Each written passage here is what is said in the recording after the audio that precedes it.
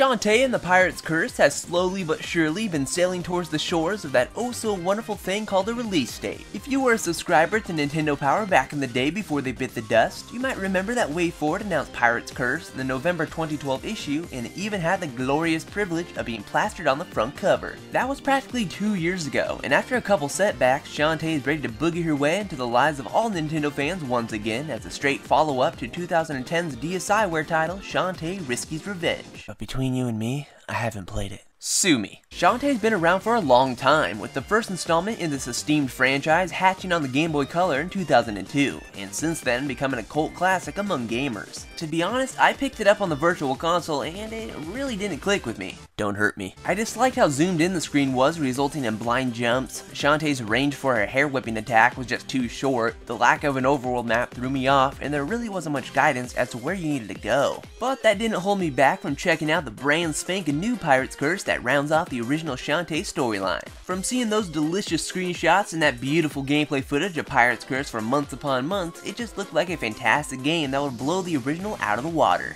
And hey, maybe it would fix whatever problems I had with Shantae's debut, and if you would like to know, it does just that. In past titles, Shantae, the half-genie hero, had the ability to transform into various different creatures, each with their own unique attributes with a few shakes of her hips. But in Pirate's Curse, Shantae is having none of that, as she's been stripped of her genie powers and now must rely on her purple locks of death and handy-dandy pirate gear that she'll come across throughout the entirety of the swashbuckling adventure. And putting their differences aside, Shantae must team up with her arch-nemesis, Risky Boots, to save their home world from an evil curse. Shantae and the Pirate's Curse gives off a Zelda-esque vibe as you travel amongst the overworld islands, platform and fight your way through perilous dungeons, find helpful items held within, and eventually take down the murderous boss laying in wait. What makes it feel quite different from your oh-so-cherished Zelda is that rather than being top-down or three-dimensional like most Zelda titles, it's a 2D side-scroller and there's a much heavier focus on platforming. And on that note, the platforming in Pirate's Curse is top-notch. The physics are fantastic, with Shantae having just enough floatiness so you can gracefully land on ledges rather than having her feel like a dead weight or a slippery bar or so. So if something goes wrong, it's your fault, not the game.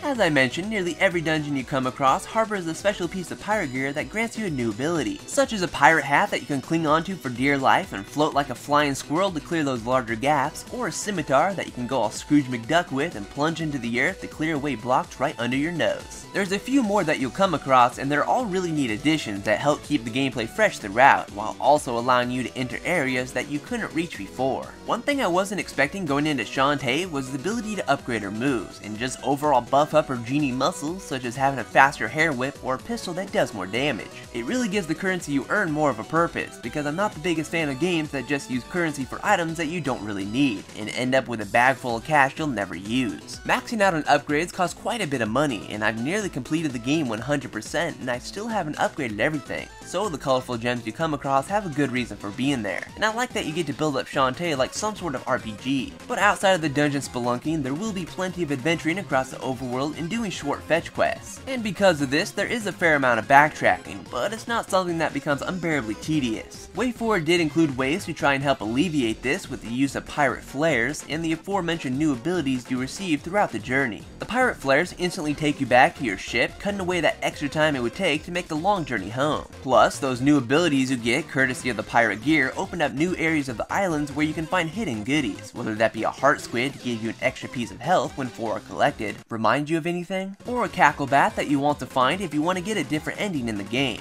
Yes, the Pirate's Curse has more than one ending, and collecting all 20 cackle bats has a factor in that. The overworlds are not bad, but the dungeons are definitely the meat and potatoes of the Pirate's Curse, with them each being well crafted and just overall fun to platform through and smack some evil minions around, and eventually crush the feisty boss hungering for your genie blood. Shantae and the Pirate's Curse also has hands down some of the best or even the best visuals for a 3DSware title on the eShop. They're that good. Animations are fluid, the frame rate is a buttery smooth 60 frames per second even with the 3D effect on, and the environments are top notch and bursting with an array of colors. WayForward put in a ton of effort to make sure every inch of Shantae's home world was as detailed as possible with a mixture of pixel and hand-drawn art. And there's also plenty to see to keep each and every area distinct, whether that be cruising through the hazardous dungeons, getting a tan in the desert, or just frolicking through Scuttletown talking it up with the townsfolk. And speaking of the game's inhabitants, WayForward did a swell job creating a cast lots of oddball and wacky characters that are actually memorable. You're the man, Barracuda Joe.